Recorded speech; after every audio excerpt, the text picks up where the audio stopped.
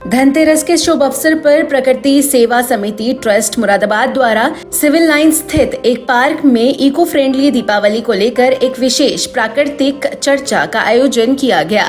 इस कार्यक्रम का उद्देश्य युवाओं को पर्यावरण के प्रति जागरूक करना और प्रदूषण रहित दीपावली मनाने के लिए प्रेरित करना था। कार्यक्रम में उपस्थित युवाओं ने प्रकृति के संरक्षण एवं पारंपरिक देसी विकल्पों के प्रयोग को लेकर अपने विचार साझा किए। चर्चा की शुरुआत करते हुए उमा शंकर ने कहा कि हमें दीपावली जैसे पर्वों पर लोकल उत्पादों को प्राथमिकता देनी चाहिए। इससे न केवल पर्यावरण सुरक्षित रहेगा बल्कि स्थानीय कारीगरों को भी प्रोत्साहन मिलेगा। अरविंद कुमार ने सुझाव दिया कि दीपावली के मौके पर एक पौधा लगाकर पर्व को यादगार बनाया जा सकता है। वहीं राजू सिंह ने गोबर से बने दियों और मूर्तियों के उपयोग को बढ़ावा देने की बात कही, जो न केवल पर्यावरण के अनुकूल है बल्कि पारंपरिक सांस्कृतिक मूल्यों को भी सहेजते हैं। युवा प्रतिभागी यशोदा ने अपने विचार रखते हुए कहा कि दीपावली को परिवार के साथ मिलकर मनाना चाहिए और इको फ्रेंडली पटाखों का ही प्रयोग करना चाहिए। संजना राय ने भी कम ध्वनि वाले पटाखों के उपयोग की सलाह देते हुए बच्चों और बुजुर्गों की सुरक्षा को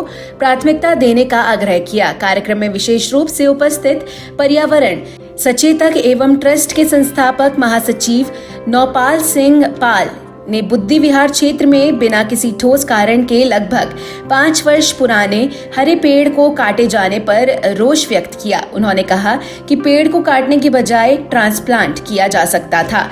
साथ ही उन्होंने यह भी अपील की कि विकास के नाम पर हरियाली को खत्म करने की प्रवृत्ति पर रोक लगनी चाहिए और अधिक से अधिक पेड़ लगाए जाने चाहिए। कार्यक्रम में ट्रस्ट के सदस्य हरवेंद्र सिंह, रिंकी, एनी जेम्स, हर्षपाल सहित अनेक युवाओं ने सहभागिता की और दीपावली को प्रकृति के अनुकूल तरीके से मनाने का संकल्प लिया। इस प्रकार ये कार्यक्रम पर्यावरण संरक्षण की दिशा में एक महत्वपूर्ण पहल के रूप में सामने आया, जिसने युवाओं में जागरूकता की नई पहल पैदा की। हम सभी को हरित प्रणाम।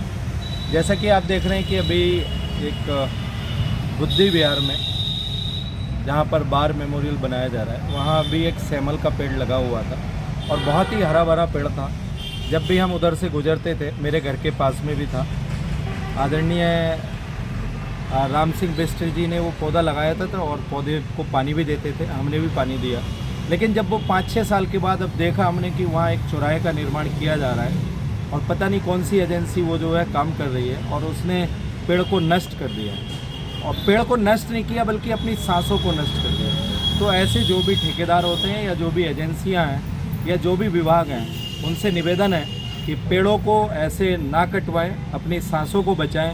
अगर चाहते तो उस पेड़ को, उस पौधे को ट्रिमिंग करने के बाद ट्रांसप्लांट किया जा सकता था और उस पेड़ को नष्ट होने से बचाया जा सकता था। बल्कि अगर हम कहें कि अपनी सांसों को नष्ट होने से बचा सकते थे हम। लेकिन क्या है कि हम विकास की अंधी दौड़ में दौड़ते चले जा रहे हैं और ऐसे कार्य करते चले जा रहे हैं। अगर आप देखेंगे यहाँ भी जहाँ मैं खड़ा हूँ, अगर ये पेड़ ना हो तो क्या आपको पता चल सकता है कि आपको सांस कैसे मिलेगी, आपको ये वातावरण कैसे मिलेगा।